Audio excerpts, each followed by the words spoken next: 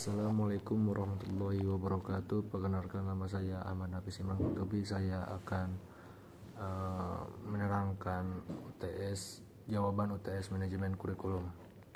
Yang pertama, soal yang pertama jawabannya, manajemen kurikulum memainkan peran penting dalam meningkatkan kualitas pembelajaran di kelas melalui perencanaan, pelaksanaan, dan evaluasi yang sistematis.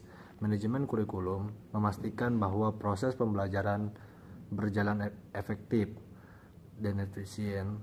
Berikut penjelasan dan contoh konkret dari beberapa sekolah di Indonesia. Yang pertama, perencanaan kurikulum yang struktur. Di SD Negeri 7 Jaya, Aceh Jaya, perencanaan kurikulum dilakukan dengan melibatkan pengawas sekolah, stakeholder, dan wali murid pada tahun pelajaran. Proses ini memastikan bahwa kurikulum yang disusun sesuai dengan kebutuhan dan konteks lokal, sehingga mendukung peningkatan kualitas pembelajaran. Yang kedua, pelaksanaan yang efektif. MAN 6 Aceh Besar menunjukkan bahwa pelaksanaan kurikulum yang efektif termasuk penyesuaian materi dengan kurikulum nasional dan pengelolaan sumber daya pendidikan yang optimal, berkontribusi pada peningkatan prestasi akademik siswa.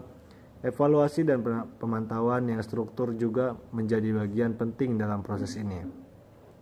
Yang ketiga, evaluasi dan pengembangan berkelanjutan.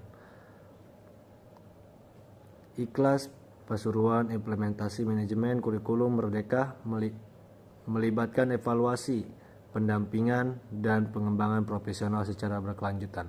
Hal ini dilakukan melalui koordinasi dengan berbagai pemangku kepentingan termasuk Komite Satuan Pendidikan dan Dinas Pendidikan untuk memastikan mutu pendidikan terus meningkat. Dan yang keempat, penerapan manajemen berbasis sekolah. Pendekatan manajemen berbasis sekolah (MBS) di tingkat SMA memungkinkan penyesuaian kurikulum dengan kebutuhan lokal melalui prinsip kemandirian, partisipasi, akuntabilitas, dan transparansi. MBS meningkatkan relevansi pendidikan, kompetensi pendidikan, dan hasil belajar siswa.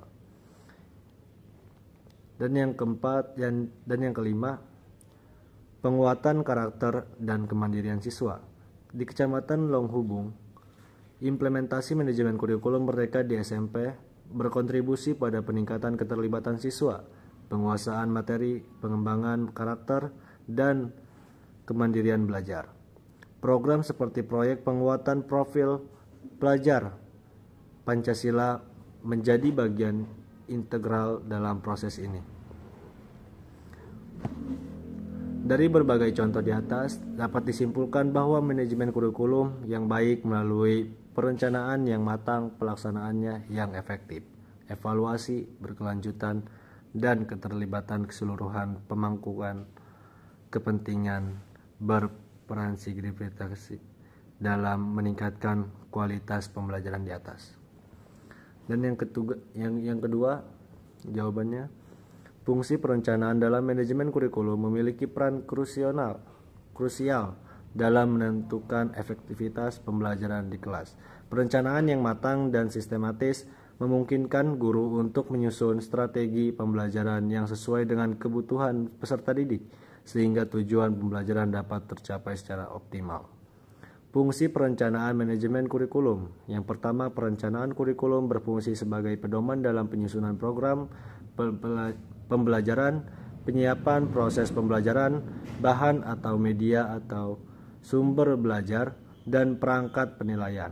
Yang kedua, perencanaan kurikulum disusun berdasarkan prinsip efisien, dana, tenaga, dan waktu secara efektif dalam mencapai tujuan dan hasil pendidikan.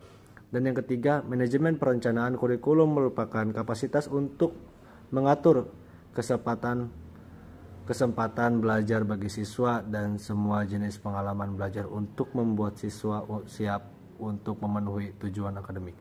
Contohnya, di SMA Muhammadiyah Kota Bogor, perencanaan kurikulum dilakukan dengan melibatkan pengawas dari Dinas Pendidikan dan Pemimpinan Muhammadiyah. Perencanaan ini mencakup pembuatan perangkat pembelajaran oleh pendidik dan integrasi nilai-nilai Islam dalam kegiatan belajar mengajar. Evaluasi kurikulum dilakukan setiap tahun akademik untuk menilai efektivitas dan melakukan perbaikan yang diperlukan. Contoh lain di MTS Negeri 1 Purworejo. Perencanaan pembelajaran mencakup pembuatan silabus dan program tahun oleh para guru.